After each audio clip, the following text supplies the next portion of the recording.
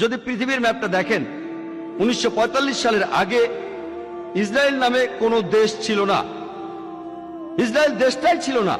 এই ইহুদি দলগুলি, এই দলগুলিকে সন্ত্রাসী বলে ডাকতো ব্রিটিশরা। তারা একটা ইহুদি রাষ্ট্রের জন্য লড়ছিল। পরে তারা শক্তি দিয়ে ইসরায়েল দখল করে আর প্যালেস্টাইনিদের তাড়িয়ে দেয়। এখন এই লোকগুলি প্যালেস্টাইনের লোকদের বলছে, যাদের দাবিটা আরো জোরালো, তাদের দেশ ফেরত চায়। এখন তাদেরকে সন্ত্রাসী বলে ডাকছে ইসরায়েলিরাই।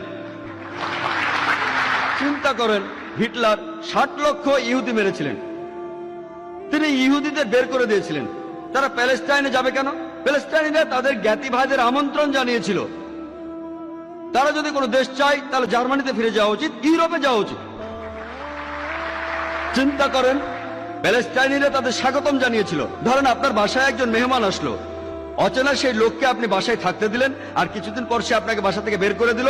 আপনি দরজার সামনে বলতে থাকলেন, আমার ঘর ফেরত চাই, ফেরত দেন। লোকে আপনাকে বলবে সন্ত্রাসী। ঠিক এই ঘটনাই ঘটেছে। আজকে এই প্যালেস্টাইনিদের সন্ত্রাসী বলা হচ্ছে কেন? তারা তাদের দেশ ফেরত চায়। আর এখন পৃথিবীর মানুষ, বিশেষ করে উন্নত দেশগুলির মানুষ, তারা নির্বিকার ভাবে এই অন্যায় মেনে নিচ্ছে। আমরা জানি যে জার্মানিতে ইতিহাস আমাদের বলে 1968 থেকে 1992 সাল পর্যন্ত রাডার মেন হফ গ্যাং তারা অনেক নিরীহ মানুষকে হত্যা করেছিল। ইটালিতে ইতিহাস থেকে আমরা জানতে পারি রেগ ব্রিগেডের কথা, তারাও অনেক নিরীহ মানুষকে হত্যা করেছে। এমনকি 1978 সালে তারা অপহরণ করে ইটালির প্রধানমন্ত্রী এলডো মোরাকে, আর 55 দিন পর তাকে হত্যা করে। আরো যদি দেখেন এরকম দল, এরকম সন্ত্রাসী দল এমনকি জাপানেও আছে, দ্য জাপানিজ রেড আর্মি। তারা একটা বৌদ্ধ কাল্ট, ওম শিনরিকিও বৌদ্ধ কাল্ট।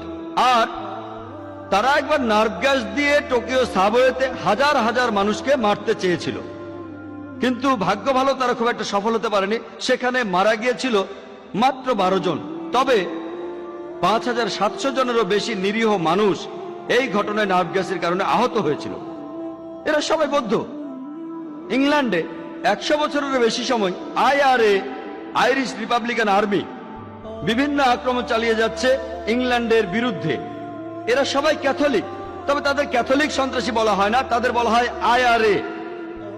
আর আমরা জানি তারা অনেক সন্ত্রাসী আক্রমণ চালিয়েছে। শুধুমাত্র 1972 সালে 3টা বোমা বিস্ফোরণ, প্রথমটাতে 7 জন মারা গেছে, দ্বিতীয়টা মারা গেছে 11 জন, তৃতীয়টা মারা গেছে 9 জন।